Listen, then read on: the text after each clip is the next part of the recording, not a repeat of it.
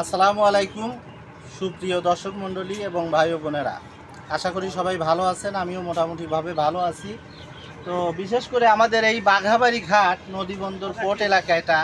তো দেখেন আমাদের নদীবন্দর এটা হচ্ছে ছোট্ট একটা মিনি কক্সবাজারের মতো।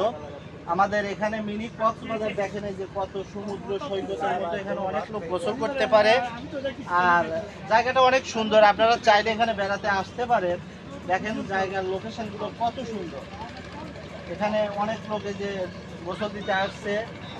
ব্লকের পানিগুলো খুবই সুন্দর। তো ভিডিও লোকেশনগুলো অনেক ভালো, আপনারা অবশ্যই আসবেন এই বাঘাবাড়ি লোকেশনে। দেখেন